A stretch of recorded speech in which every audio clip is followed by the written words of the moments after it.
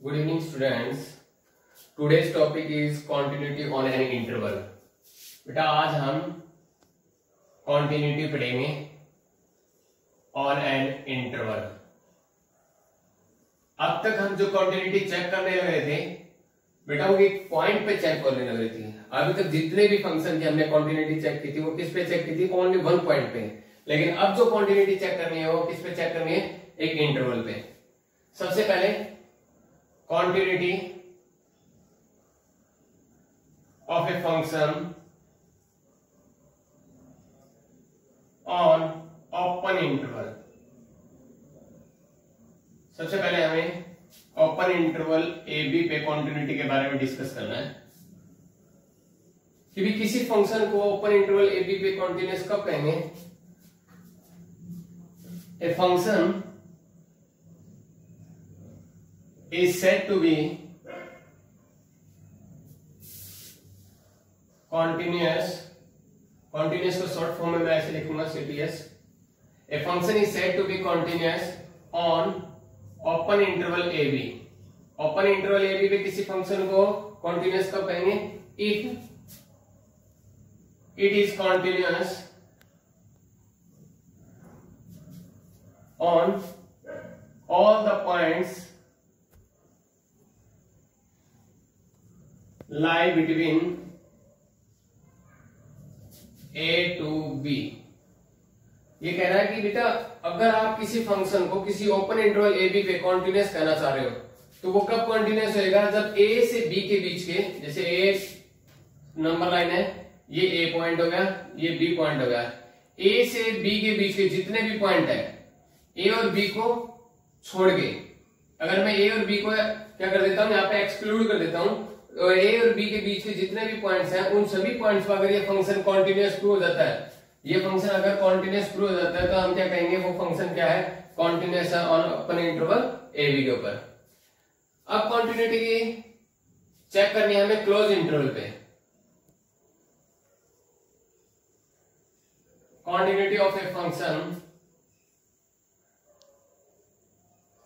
On close interval A B.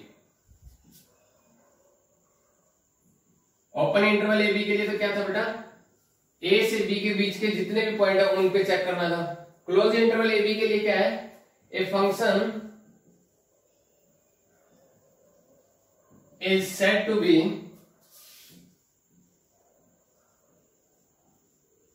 Continuous on close interval A B if it is continuous on all the points lie between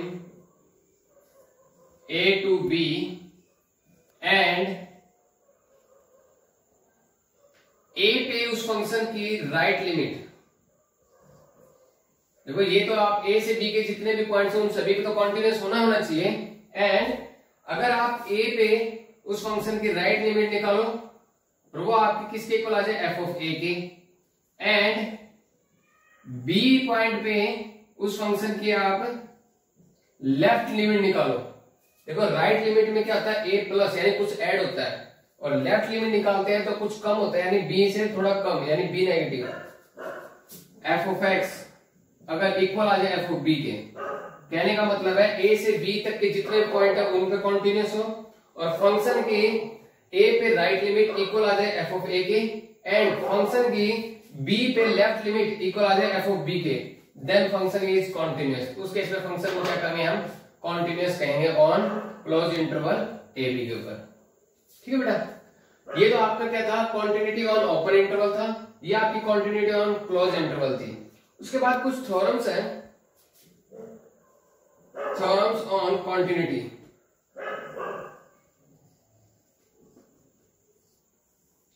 हमें continuity के ऊपर कुछ theorems के बारे में discuss करना है बेटा। फर्स्ट थ्योरम है बेटा, if f and g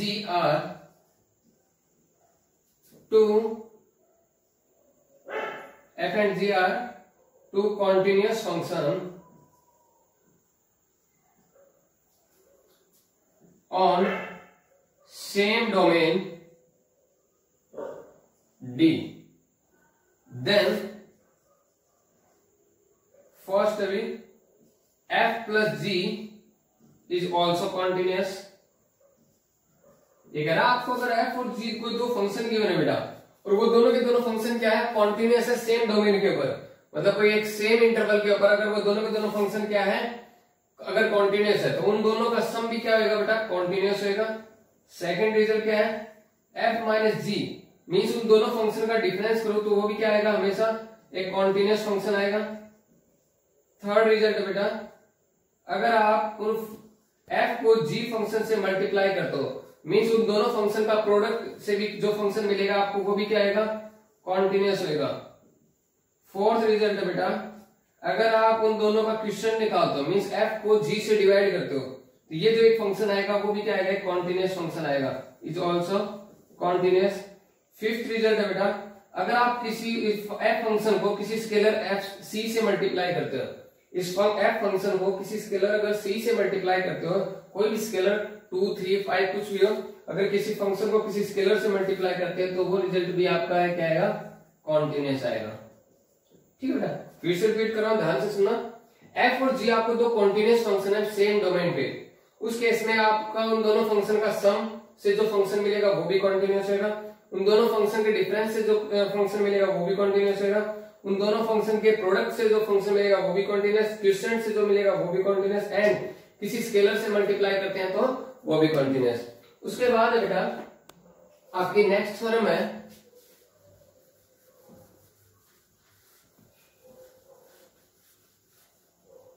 every identity function is continuous function। Second है an identity function is also a continuous function। identity function f of x is equal to x is continuous। ठीक है बेटा, उसके बाद आपका third result है, यानी third theorem आपकी every constant function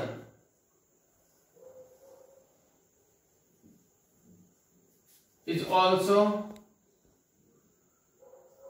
continuous everywhere.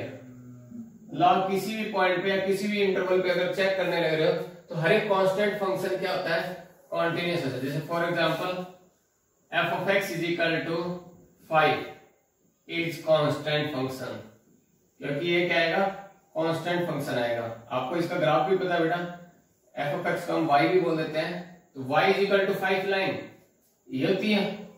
अगर यहाँ पे ये अगर आपका 0.5 है तो ये आपकी y is equal to 5 का ग्राफ हो गया, y is equal to f of x is equal to 5 का ये ग्राफ हो गया। ये हमेशा क्या रहेगा, कांस्टेंट रहेगा। ठीक है, बिल्कुल स्ट्रेट लाइन आएगी, ये हमेशा क्या रहेगा, कांस्टेंट रहेगा, इसलिए कांस्टेंट फंक्शन है। ये कह रहा है कांस्टेंट फंक्शन भी क्या होता है, हमेशा कॉन्टिन्यूस होता है।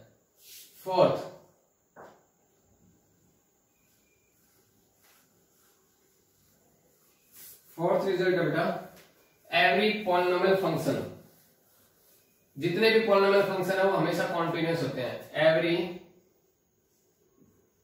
Polynomial function is also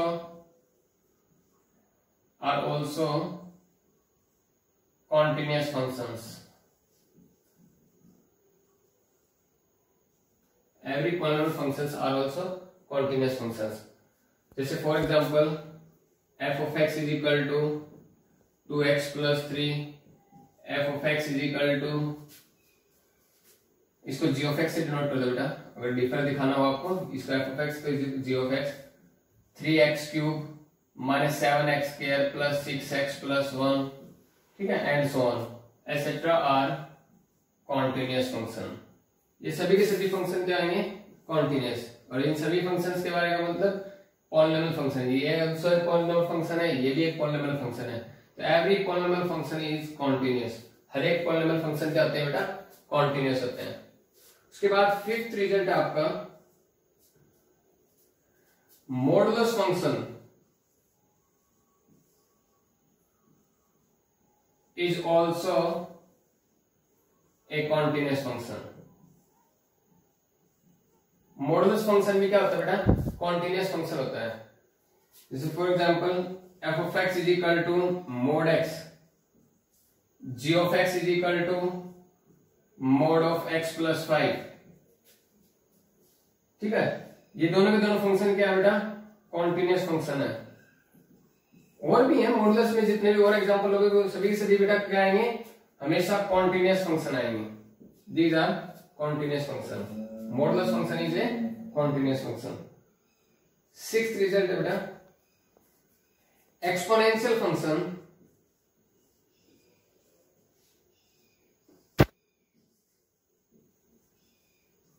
is also a continuous function।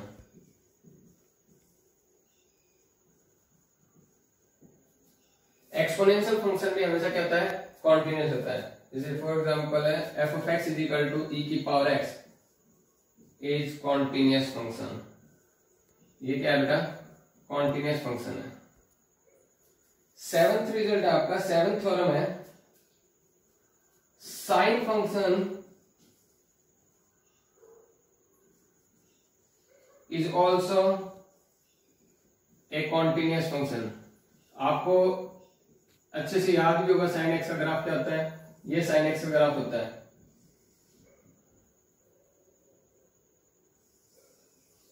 ये हमेशा चलता रहता है।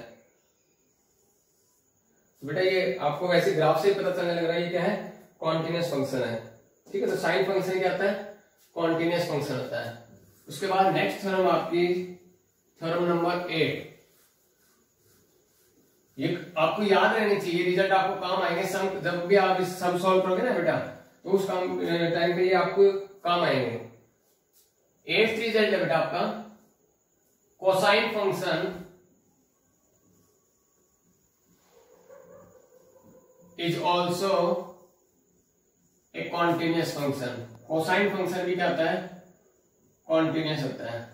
जैसे F of x is equal to cos x या फिर G of x is equal to cos 2x या 3x etcetera are continuous function. ये सभी के सभी क्या है? कॉन्टिन्यूस फंक्शन है। साइन फंक्शन भी कॉन्टिन्यूस होता है बेटा, कोसाइन फंक्शन भी कॉन्टिन्यूस होता है। इन दोनों ग्राफ में कुछ ज्यादा डिफरेंस नहीं है, बस फर्क क्या है? इसका जो ग्राफ है वो 0 से स्टार्ट होता है, इसका ग्राफ क्या होता है? 1 से स्टार्ट होता है। ठीक है, आपको ग्राफ से पता चलने लगा। आपने 11th क्लास में ट्रिग्नोमेट्री में इजीली पढ़ा था कि ये ग्राफ कैसे ड्रॉ किया जाता है।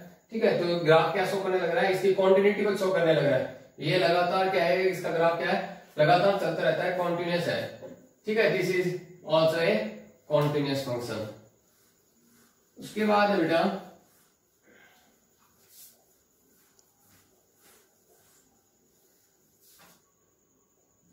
Theorem number 9। Every rational function of two continuous function is also a continuous function। ये थ्योरम आपको ये कह रही बेटा एफ ऑफ एक्स एक फंक्शन है। ठीक है, वो किन्हीं दो फंक्शन से मिलकर बना हुआ है, p of x by k of x. P of x by k of x. ये पी ऑफ एक्स जो के ऑफ एक्स है वो नॉट इक्वल टू 0। के ऑफ एक्स किसके इक्वल में होगा? 0 के। ये p of x and k of x ये दो जो फंक्शन है आपको, ये आपको क्या गिवन है? देखो कॉन्टिन्यूस गिवन है, मेंशन भी कर रखा है। P of x and k of x are continuous functions. Then आपका एफ ऑफ एक्स जो ये है रैशनल फंक्शन बना है p/q से, is also a continuous function. ये भी आपका क्या आएगा? एक कॉन्टिन्यूस फंक्शन आएगा। मीन्स आपने इन दो फंक्शन से पी ऑफ एक्स और के ऑफ एक्स को मिला के आपने क्या बनाया? एफ ऑफ एक्स बनाया, एक रैशनल फंक्शन बनाया। तो ये भी क्या रहेगा? आपका एक कॉन्टिन्यूस फंक्शन रहेगा। उसके बाद लास्ट एंड फाइनल थ्योरम आपकी theorem number 10। The composition of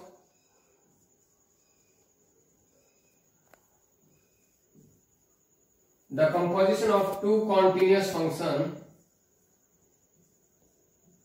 is also a continuous function. किन्हीं दो फंक्शन की कंपोजिशन, वो दो फंक्शन क्या होने चाहिए, कॉन्टिन्यूअस होने चाहिए बेटा। दोनों के दोनों फंक्शन क्या होने चाहिए, कॉन्टिन्यूअस। किन्हीं दो फंक्शन की कॉन्टिन्यूअस फंक्शन की कंपोजिशन भी हमेशा क्या आती है, कंपोजिशन भी हमेशा क्या आती है, कॉन्टिन्यूअस फंक्शन होती है। कंपोजिशन का मतलब है जैसे दो फंक्शन है, if f and g are two functions, ये वो दो आर टू कॉन्टिन्यूअस फंक्शन, ये है वो दो कॉन्टिन्यूअस फंक्शंस, तो इनकी कंपोजिशन क्या बनेगी बेटा, इनकी कंपोजिशन बनेगी f not g and g not f, ये इनकी कंपोजिशन है। f not g and g not f are also continuous. ये आपने फंक्शन चैप्टर में पढ़ा था, इसको कोई कई बच्चे ऐसे भी पढ़ते हैं, फॉग और गोफ, ठीक है बेटा, fog and gof, f not g and g not f are also continuous. ये निकलते कैसे हैं, देखो अगर आपको फंक्शन गिवन है, अगर आपको f फंक्शन की वैल्यू गिवन है, जैसे for example f of x is equal to आपको गिवन है x स्क्वायर प्लस 1, और आपको g ऑफ x की वैल्यू गिवन है x प्लस 3। अगर आपको f नॉट g निकालने के लिए बोला जाए, f not g of x निकालने के लिए बोला जाए, तो कैसे निकलेगा, ध्यान से समझना बेटा इसको। जो f फंक्शन है ना, जो ये f फंक्शन है, इस f फंक्शन के अंदर x की जगह क्या रख दो, g ऑफ x रख दो। x फंक्शन के f फंक्शन के अंदर, इस f फंक्शन के अंदर x की जगह क्या रख दो, g ऑफ x। अब आपका f फंक्शन कहां है, ये रहा, इसके अंदर x की जगह g ऑफ x रखा है, इसका मतलब x की जगह g ऑफ x, तो g ऑफ x का स्क्वायर प्लस 1। अब यहां g ऑफ x की वैल्यू पुट करो बेटा, x प्लस 3 का होल स्क्वायर प्लस 1, ये आ गया आपका x square plus 9 plus 6x plus 1, ये बन गया आपका x square plus 6x plus 10, ये आपका क्या आएगा, f नॉट g। अगर आपको g नॉट f निकालना होता, g not f of x equal आएगा, g फंक्शन के अंदर आप x की जगह क्या रख दोगे, f ऑफ x रख दोगे। g फंक्शन के अंदर x की जगह क्या रख देंगे हम, f of x। g function बेटा ये ना g फंक्शन, इसके अंदर x की जगह क्या रखोगे, f of x, f of x plus 3, यहां पे था x, यहां x की जगह क्या आ जाएगा, f of x plus 3। f of x की वैल्यू रखो यहां से, x स्क्वायर प्लस 1 प्लस 3, ठीक है बेटा, तो ये x स्क्वायर प्लस 4 बन गया। अगर देखा जाए तो मैंने जो f फंक्शन और g फंक्शन ले रखे हैं, दोनों के दोनों क्या है, पॉलिनोमियल फंक्शन है। और मैंने अभी थ्योरम में मेंशन करवाया था, ये कि थ्योरम थी आपकी, every polynomial function is also a continuous function. हर एक पॉलिनोमियल फंक्शन क्या होता है, कॉन्टिन्यूअस होता है। तो ये दोनों के दोनों कॉन्टिन्यूअस है, इसकी कंपोजिशन f नॉट g और g नॉट f बनी है, तो ये जो कंपोजिशन आई है f नॉट g और g नॉट f, ये भी क्या आएंगी, कॉन्टिन्यूअस आएंगी बेटा, ठीक है बेटा। तो ये थ्योरम आपको अच्छे से स्टडी करनी है इनके ऊपर, ठीक है, ताकि आप जब सम करो तो ये आपके क्या है, हेल्पफुल रहे। ओके बेटा।